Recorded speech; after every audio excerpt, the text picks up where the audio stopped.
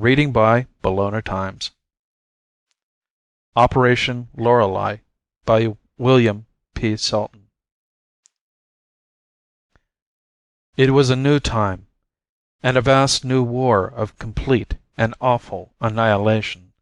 Yet some things never change, and as in ancient times Ulysses walked again, brave and unconquerable, and again the sirens wove their deadly spell with a smile and a song. They came like monsters, rather than men, into the vast ruin of what had once been a great city. They walked carefully, side by side, speaking to each other by radio, as though they were in deep space rather than upon solid ground. The winding way they followed through the ruins was marked by blurred footsteps in the dust, and the two men, clumsy in their bulky suits, found the going difficult. They stopped, and one of them held out an instrument. He studied the dial. All clear. And both men removed their helmets. They wiped sweat from their faces and glanced at each other. The blond man said, "The air is okay, Jarvis. Everything seems all right. I don't get it." Jarvis, his dark eyes wary, scowled as he looked about. "It seems all right, but we know it isn't. It can't be." "I'm shucking this suit." "Don't be a fool, Mark." "But the dial read clear, man. And we know nobody is going to shoot us. All life had to be wiped out." "How about minor power installations?" Jarvis took a chocolate bar from his pocket, sat down on a piece of broken rubble, and began to eat.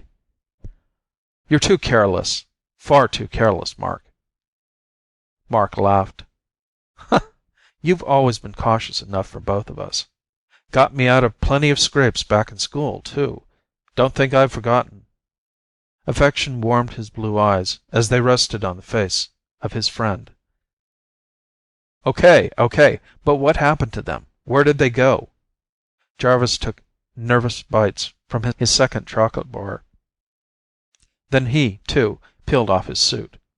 He sniffed the air distrustfully as he wiggled his shoulders to free them from the clinging damp shirt. Then he took a few experimental steps forward. "Seems all right, Mark. But how do you explain about Hank and Garland? Never were two more careful guys. Probably a simple miscalculation, or an accident. We know it couldn't have been enemy action. Tests prove conclusively that we wiped them out, to a man." He took deep gulps of air into his lungs and stretched like a cat. "We'll find out soon enough. Boy, I feel great."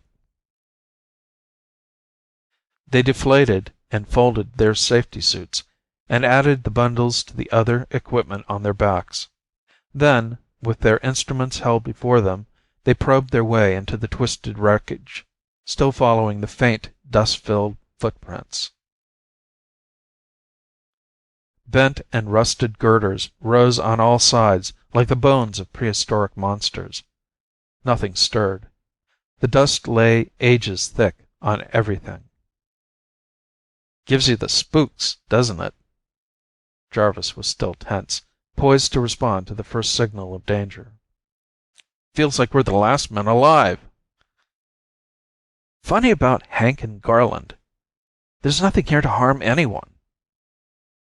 Jarvis looked at his watch. "Better contact HQ for instructions."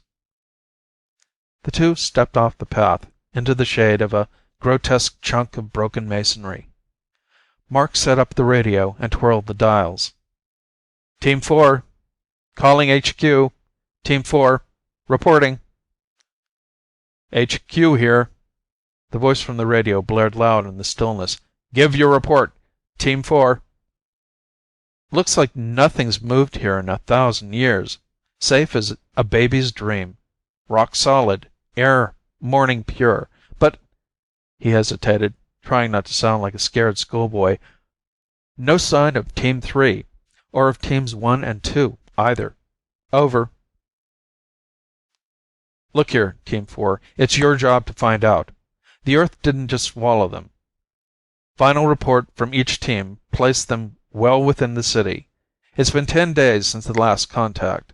Probe every inch of the place. Right. But be careful. We can't afford to lose any more men.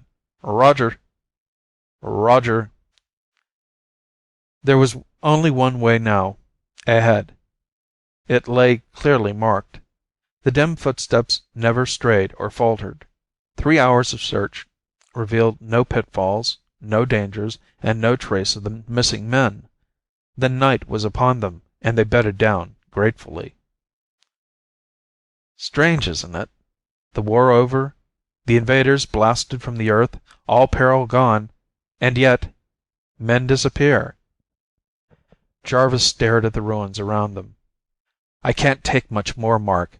12 years of war is enough. Are we never to have a life? Have our home and women back? And peace? Sure, it's been tough, but think of the women and children isolated on that sub-satellite. It's tougher for them, just waiting. Stretched on his back, Mark stared at the cloudless evening sky. But pretty soon we'll get this planet cleaned up and bring them in. Christ, 4 years without even seeing a woman.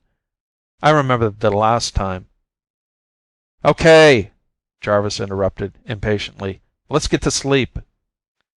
Sure, pal. Good night. They fell asleep to dream of green hills, corn ripening, apples roasting over an open fire, peace and home and girls, their firm legs flashing in the sun. Soldier-like, Mark was suddenly awake. He lay without motion, sensitive to some subtle change in the surroundings. From the corner of his eye he could see Jarvis wrapped in sleep. The silence seemed eternal. Then, whisper soft, came a murmur, a sound, a voice. A girl's voice, sighing and singing from deep in that devastated spot. A woman. Instantly, Mark was on his feet. No need to wake Jarvis. Plenty of time for Jarvis to find out afterwards. But not yet. A miracle that a girl had survived in all that wreckage. But a miracle he wanted to save her alone. Ahead, the path turned, and Mark followed it as he went forward again. Downhill, between the massed walls of rubble. Now the voice swelled, a melancholy song. Well, she won't be melancholy for long, Mark thought. Her solitary ordeal was over. Mark! Jarvis stood up on an upturned lintel 10 feet above Mark's head. As Mark jerked to a stop at the cry, Jarvis jumped into his path. You fool! Don't you know it's a trap? So that's how you want to play it. The noble friend protecting me from myself. He slammed a fist into the side of Jarvis's head. Well, I won't bite. She's mine. I found her. In silence, in the narrow passage between the rocks, the two fought. Suddenly, above the sound of fist on flesh, came the voice of the girl again, clear, young. She is there, thought Jarvis. He could almost taste her lips on his. The sensation came as a shock. How did he know? He'd never had a woman. That's what came from listening to the tales of Mark's exploits with women.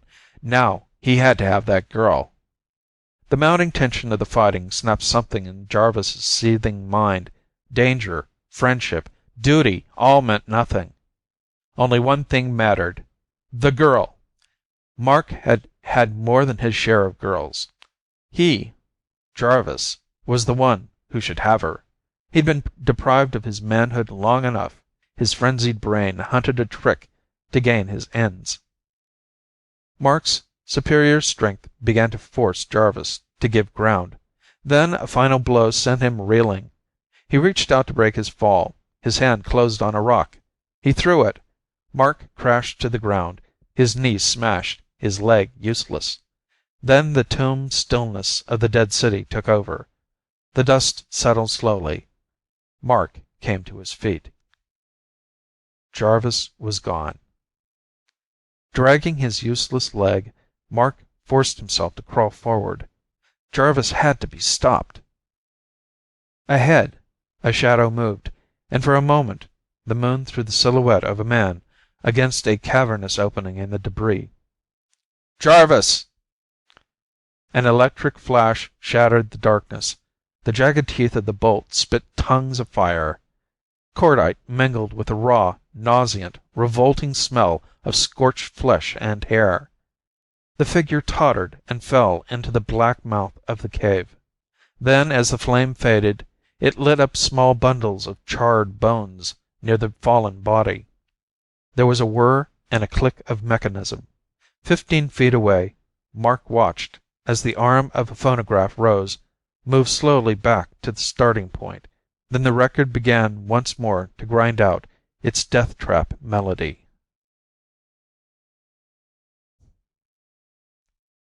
End of Operation Lorelie by William P. Salton.